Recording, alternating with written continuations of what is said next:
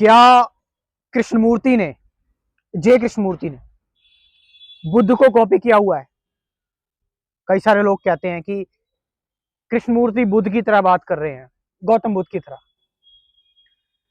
अगर आप मुझसे ये बात कहोगे कि कृष्णमूर्ति उपनिषद की बात कर रहे हैं या फिर अष्टवक्र की बात कर रहे हैं, तो मैं इस बारे में थोड़ा बहुत सोच सकता हूं।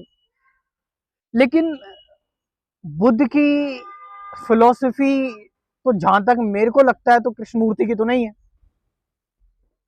आप समझ रहे हैं इस चीज को?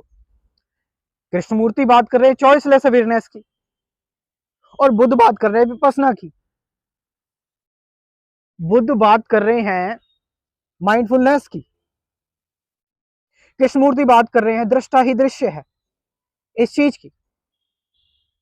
हाँ, अल्टीमेट गोल सभी फिलोसोफर्स का एक ही होता है भाई। अल्टीमेटली तो चाहे आप कोई से भी फिलोसोफर देख लो, जो एक्चुअल स्पिरिचुअल फिलोसोफर है, मैं बुद्ध और कृष्णमूर्ति हो गए, बुद्ध हो गए, या फिर रामकृष्ण परमहंस हो गए, इन लोगों की बात कर रहा हूं मैं, रमन महर्षि हो गए। अल्टीमेट गोल क्या होता है सबका कि साइलेंटली, साइलेंस तरीके से चीजों को लेकर बस सजग रहना, अवेयर रहना, मतलब एक अवेयरनेस, एक जागरूकता, जिससे कि जो व्यक्ति जागरूक होता है वो, उसका कोई दृष्टिकोण नहीं होता फिर, या उसका कोई मकसद नहीं होता, वो बस जागरूक है। किस चीज के प्रति जागरूक है, क्यों जागरूक है, कैसे जागरूक है, ये सारी चीजें नहीं होती उसके अंदर। तो आप समझ रहे हैं इस चीज को?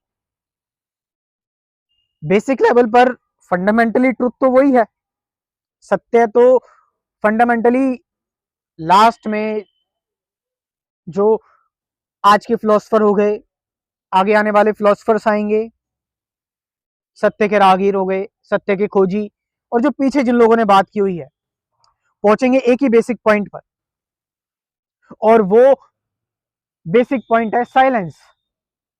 कि जब आप शांत होते हो तो आपके अंदर से आपकी जो कंडीशनिंग प्रोग्रामिंग है, आपके अंदर जो ज्ञान भरा पड़ा है, आपके ब्रेन डिटॉक्सिफाई होता है, आपके रिएक्शंस की चेन कटती है, जो आप कंटिन्यूसली एक बार बार रिएक्शंस आ रहे हैं, बार बार बार बार चीजों को जज कर रहे हैं, क्रिटिसाइज कर रहे हैं, ये सारी चीजें कर रहे हैं, थिंकिंग कर रहे हैं। सारी विधियां जो ध्यान की हैं वो आपको इसी गोल पर ले जा रही हैं कि आपको बेसिकली वो शांत करना चाहती हैं। मेन गोल है पीस। क्योंकि जब तक आपका माइंड शांत नहीं होगा, तब तक आप आप अनंत से, इमेजरेबल से आप संपर्क नहीं साध पाएंगे, है ना? और वैसे भी ट्रुथ तो अनइनवाइटेड है। खैर, मैं टॉपिक से थोड़ा सा, लेकिन मैं इसी संदर्भ में बात कर रहा हूं, मैं अलग बात नहीं कर रहा। मैं यही बात कर रहा हूं कि कृष्णमूर्ति बात कर रहे हैं, बुद्ध आ रहे हैं धीरे धीरे करके।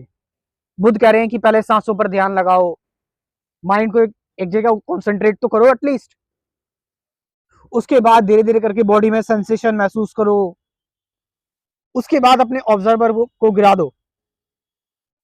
लेकिन कृष्णमूर्ति ये चीज बहुत डायरेक्ट बोल रहे हैं, स्ट्रेट, सीधे बोल रहे हैं कि इस फैक्ट को समझ लो कि ऑब्जर्वर ही ऑब्जर्व्ड है, दृष्टा ही दृश्य है। तो इसका मतलब don't observe at all, just be silent, बस चॉइसलेस, एफर्टलेस, विललेस,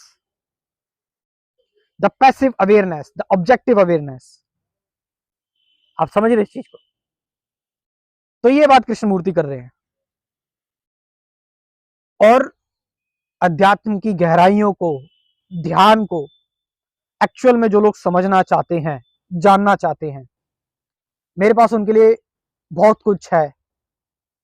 स्पिरिचुअलिटी का क्रैश कोर्स है, मुझसे बात भी कर सकते हैं वो लोग। गाइडेड मेडिटेशन है और बहुत ही नेचुरल तरीके से, ऑर्गेनिक तरीके से बनाई हुई है, कोई एडिटिंग वगैरह कुछ नहीं। एक्चुअल में जो लोग समझना चाहते हैं, तो स्क्रीन पर जो ये नंबर दे रखा है, इससे व्हाट्सअप करके इंफॉर्मेशन ले सकते हैं। Thank you very much.